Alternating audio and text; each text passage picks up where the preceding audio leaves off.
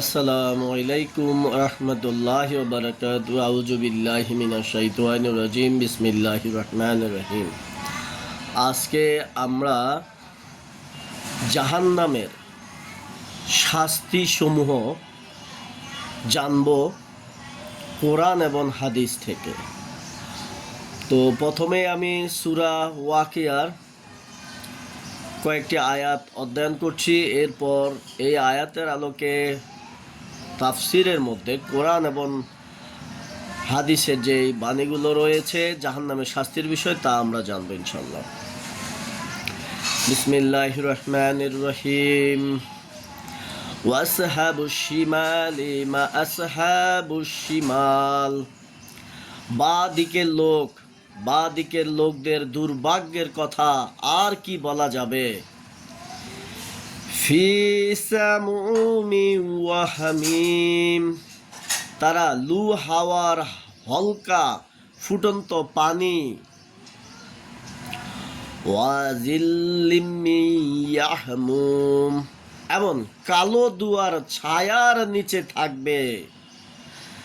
লা বারিদি ওয়ালা কারিম। তা না হবে ঠান্ডা, না হবে আরামদায়ক। লাআকিলুনা মিন শাজারিম মিন শাক্কুম। তোমাদেরকে জাক্কুম বৃক্ষজাত খাদ্য খেতে হবে। ফামালিউনা মিনহাল বুতুন। তোমরা ওই খাদ্য দিয়ে পেট পূর্ণ করবে। ফাশারিবুনা আলাইহি মিনাল হামিম। অতঃপর তারা পান করবে ফুটন্ত পানি থেকে। ফাশারিবুনা শুরবাল হিম। অতঃপর তারা পান করবে পিপাসার্ত উটের মতো। এখন আসেন দেখেন এই আয়াতে তাফসিরের মধ্যে যে কোরআন এবং হাদিসের বাণীগুলো রয়েছে জাহান্নামের শাস্তির ব্যাপারে তা আমরা শুনি, এবং যারা পাপিষ্ট রয়েছেন তারা সাবধান হয়ে যান। সূরা হাজ এর 21 নম্বর আয়াতের মধ্যে আল্লাহ বলেন, আর তাদের শাস্তি দেবার জন্য থাকবে লোহার মুগুর। 22 নম্বর আয়াতে আল্লাহ বলেন, যখনই তারা কাতর হয়ে জাহান্নাম থেকে বের হবার চেষ্টা করবে তখনই আবার তার মধ্যে তাদেরকে ঠেলে দেয়া হবে, বলা হবে এবার দহন জ্বালার স্বাদ নাও। তো পাপিষ্ট যারা আছেন এটি যখন জাহান্নামে যাবে, জাহান্নামীরা শাস্তি পায়া যখন বের হয়ে আসতে চাইবে আবার এইগুলারে কি করা হবে, ঠেলে দেওয়া হবে মুগুর দিয়ে পিটাইয়া। রাসূলুল্লাহ সাল্লাল্লাহু আলাইহি সাল্লাম বলেন যে গুলি দ্বারা জাহান্নামীদেরকে মারা হবে, যদি ওগুলির একটি জমিনে এনে রেখে দেওয়া হয় তবে সমস্ত দানব ও মানব মিলেও তা উঠাতে সক্ষম হবে না। চিন্তা করছেন, যেই হাতুড়িগুলা দিয়ে মুগুরগুলা দিয়ে পিটাবে জাহান্নামীগুলারে, ওগুলা যদি পৃথিবীতে রাখা হইতে একটা, তাহলে সারা পৃথিবীর সব দানব আর মানব মিলেও ওইটারে উস্কাইতে পারতো না, তুলতে পারতো না। তার মানে কত বড় সাইজ, কত ওজনদার হামার দিয়ে পিটাবে এই জাহান্নামীগুলাকে। অথচ মানুষ ইচ্ছা করে জাহান্নামে যাওয়ার জন্য অন্যায় কাজ করে। যারা বাম, প্রথমে বলতেছে বাম মানি তো এটি শয়তান। হযরত আবু সাঈদ খুদরি রাদিয়াল্লাহু হতে বর্ণিত আছে যে রাসূলুল্লাহ সাল্লাল্লাহু আলাইহি সাল্লাম বলেছেন, যদি ওই হাতুড়ি দ্বারা হাড়ের উপর মারা হয় তবে তা চূর্ণ বিচূর্ণ হয়ে যাবে। ওইভাবে জাহান্নামীদের দেহ চূর্ণ বিচূর্ণ হয়ে যাবে, তারপর যেমন ছিল তেমনই করে দেয়া হবে। যে রক্তপুত জাহান্নামীদের খাদ্য হবে, যদি ওর এক বালতি দুনিয়ায় বইয়ে দেওয়া হয় তবে ওর দুর্গন্ধে সমস্ত দুনিয়াবাসী ধ্বংস হয়ে যাবে। তাহলে যারা পাপ কাজ করতেছেন জাহান্নামে যাওয়ার জন্য তারা সাবধান হন। ভাবেন একবার, আপনাকে যদি আপনার শরীরেরই একটু পুষ খেতে দেওয়া হয়, আপনি জীবনেও খাবেন না। ভাবেন যদি আপনি একটা হিঙ্গে মানে সর্দি, নাক দিয়ে বের হওয়া সর্দি, সেটাও যদি মানুষ কত ঘৃণা করে, অথচ জাহান্নামে যাওয়ার জন্য মানুষ টাকা দিয়া পাপ করে, মদ খায় টাকা দিয়া, জেনা করে টাকা দিয়া, তারপর হলো অন্যের হক মারা খায় ওই প্রশাসনকে টাকা দিয়া, ঘুষ বাণিজ্য করে, ওই যে মানুষের ক্ষতি করে, সব টাকা দিয়ে কনসার্ট দেখে, গানের কনসার্ট, অশ্লীল নাচ গান এইটি দেয়, সব টাকা খরচ করে মানুষ জাহান্নামে যায়। আর জান্নাতে যাওয়ার জন্য টাকা লাগে না। মিছা কথা কয়েন না, মদ খায়েন না, গাঁজা খায়েন না, সুদ খায়েন না, খরচ হয় না। নামাজ পড়েন, রোজা থাকেন, নামাজ পড়তে কি টাকা খরচ হয়? হয় না। সত্য কথা কইতে টাকা খরচ হয়? হয় না। তাহলে জান্নাতে যাওয়ার জন্য তেমন টাকা খরচ করতে হয় না। আর জাহান্নামে যাওয়ার প্রতিটা কাজেই টাকা খরচ হয়। যেমন অন্যের জমি জবরদখল যারা করে, তাদেরকে তো লাঠিয়াল পালতে হয়, সন্ত্রাস বাহিনী পালতে হয়। দেশের টাকা যারা লুটপাট করে, চুরি করে, তাদেরকেও তো কি করতে হয়, কিছু টাকা নিজে খায়, কিছু টাকা আরেকজনকে দেয়, নানান ধরনের সেটিং মেটিং করতে হয়। পরবর্তীতে ক্ষমতা ছাড়া হইলে সব অন্য দেশে গিয়ে উঠা বসে থাকতে হয়। তাহলে এই যে যারা জাহান্নামে যাইতে চাইতেছেন, তারা সাবধান হন। হযরত সালমান রহমতুল্লাহ বলেন যে জাহান্নামের আগুন হবে কঠিন কালো ও ভীষণ অন্ধকারময়, ওর শিখা উজ্জ্বল নয় এবং ওর অঙ্গারও আলোক উজ্জ্বল হবে না। মানে এত গরম, এত বেশি উত্তপ্ত যে জ্বলতে জ্বলতে পুরো কালো হয়ে যাবে। আমাদের তো আগুন কি, আমাদের আগুনের একটা কালার আছে, কিন্তু ওই জাহান্নামের আগুনের কালার কি, কোনো কালার নেই, কালো। হযরত যায়েদ ইবনু আসলাম রাদিয়াল্লাহু বলেন যে জাহান্নামী তাতে শ্বাসও নিতে পারবে না। তো যাদের হাঁফানির সমস্যা, তারা বুঝে হাঁফানিটা কি কষ্ট। যাদের আপনার হার্টের সমস্যার কারণে শ্বাস নিতে কষ্ট হয়, তারা বুঝে যে তারা মারাটা যায় কিভাবে, সব বাস্ট হয়ে যায় ভিতরে। তাহলে জাহান্নামীরা শ্বাস নিতে পারবে না, মানে কি ধোঁয়ায় আগুনের এইভাবে। তো জাহান্নামে যাওয়ার জন্য বামপন্থী হন, ধর্মনিরপেক্ষতার অনুসারী হচ্ছেন, তারপরে হলো সমাজতন্ত্রের অনুসারী হইতেছেন, ইসলামের কোনো বিধিবিধান পালন করেন না, ইসলাম প্রতিষ্ঠার জন্য কাজ করেন না, আপনি জাহান্নামে যাওয়ার জন্য যে এত পাগল হইছেন, ওইখানে কি মজা আছে? জাহান্নামের শাস্তিগুলো ভালো মতন জানেন, তারপরে কি করা লাগবে সিদ্ধান্ত নেন। হযরত ফুজাইল ইবনু আইয়াজ রাদিয়াল্লাহু বলেন যে আল্লাহর শপথ, জাহান্নামীদের সেখান থেকে ছুটবার কোনো আশাও থাকবে না। তাদের পায়ে থাকবে ভারী বেরি এবং হাতে থাকবে শক্ত হাত করা। তবে অগ্নিশিখা তাদেরকে এত উঁচুতে উঠিয়ে দেবে যে যেন তারা বাইরে বেরিয়ে যায় আর কি। কিন্তু ফেরেশতাদের গণের আঘাত খেয়ে তারা নিচে পড়ে যাবে। তাদেরকে বলা হবে, এখন আস্বাদ গ্রহণ করো দহন যন্ত্রণা। চিন্তা করছেন? মাইর, কষ্ট, জ্বালা, যন্ত্রণা। সূরা মুমিনুন 104 নম্বর আয়াতে আল্লাহ বলেন, আগুন তাদের মুখে চামড়া জ্বালিয়ে দেবে এবং তাদের চোয়াল বাইরে বের হয়ে আসবে। মানে পুরা জ্বালায় পোড়ায় দেবে আগুন, পুরো চোয়াল মোয়াল এটি সব বের হয়ে যাবে। চিন্তা করছেন? সূরা ইব্রাহিমের 50 নম্বর আয়াতে আল্লাহ বলেন, আলকাতরার পোশাক পরে থাকবে এবং আগুনের শিখা তাদের চেহারা ডেকে ফেলতে থাকবে। আলকাতরা মানে উত্তপ্ত গরম আলকাতরা। একবার ভাবেন তো আপনার পোশাকটা কি, গরম আলকাতরা, উত্তপ্ত আলকাতরার পোশাক পরাই দেওয়া হয়েছে, কেমনটা লাগবে আপনার কাছে?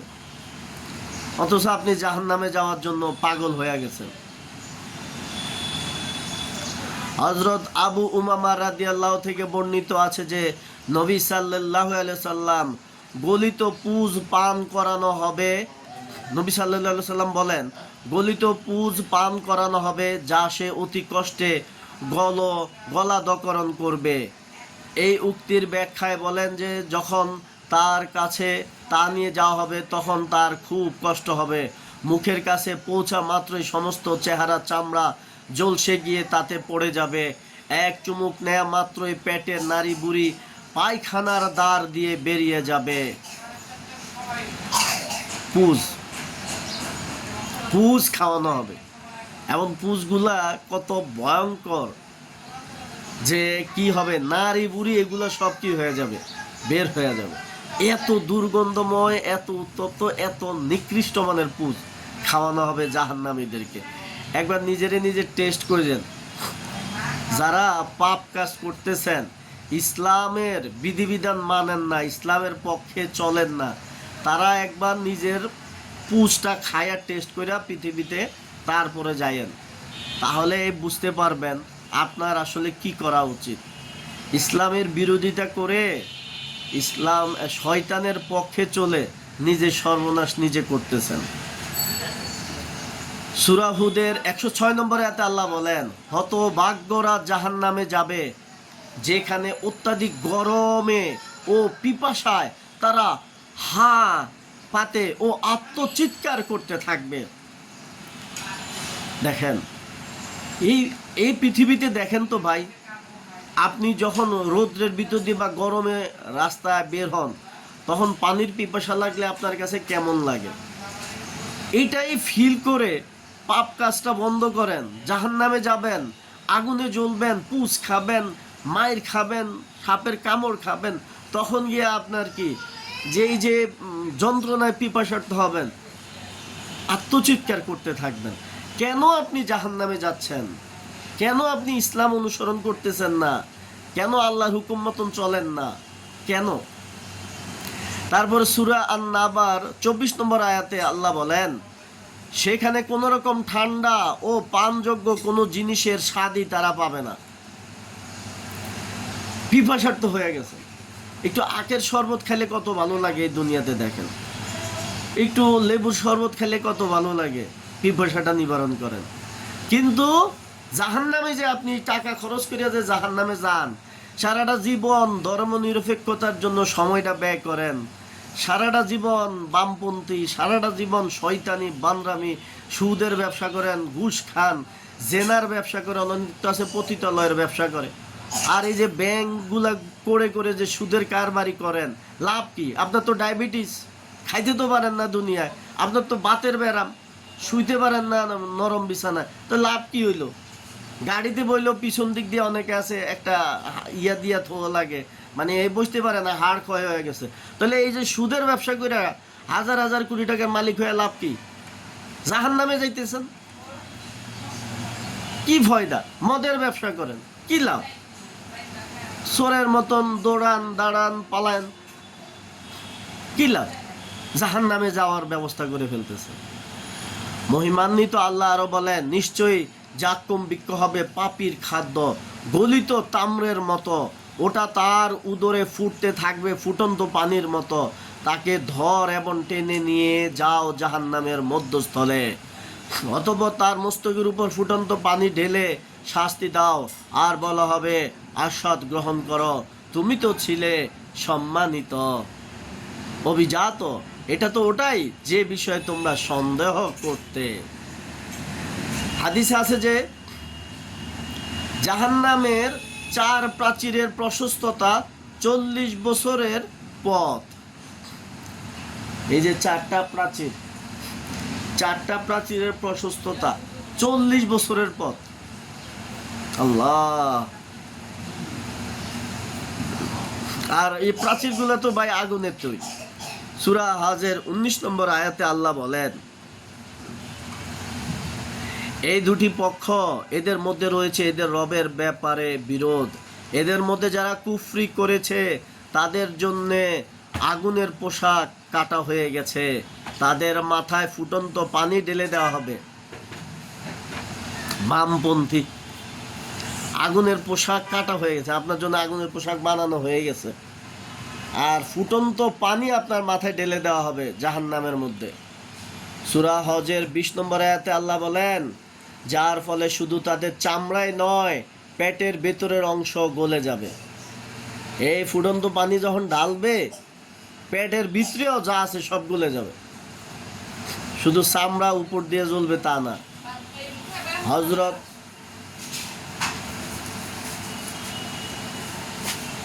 হযরত জায়েদ ইবনু আসলাম রাদিয়াল্লাহু বলেন যে জাহান্নামী তাতে শ্বাসও নিতে পারবে না।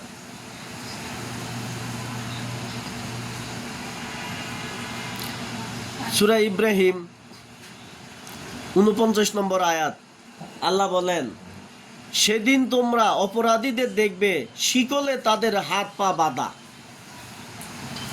50 নম্বর আয়াতে আল্লাহ বলেন, আল কাতরার পোশাক পরে থাকবে এবং আগুনের শিখা তাদের চেহারা ঢেকে ফেলতে থাকবে। সূরা নাবার 21 নম্বর আয়াত, আল্লাহ বলেন, আসলে জাহান্নাম একটি ফাঁদ।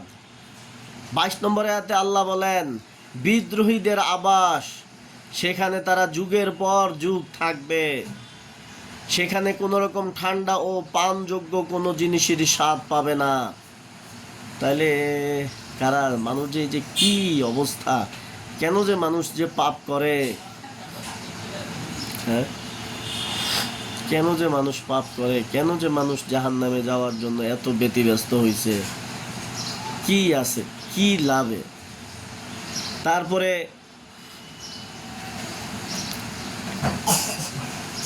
আল্লাহ মানুষকে হেদায়েত দান করে। আল্লাহ হযরত হাসান রহমতুল্লাহ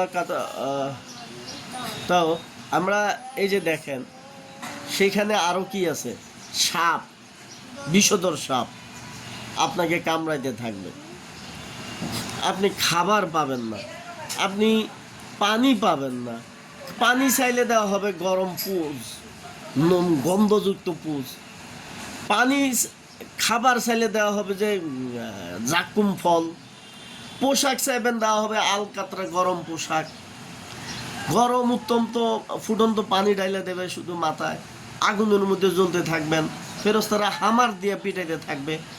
তাহলে বুঝেন, সূর্য তাপ দিবে।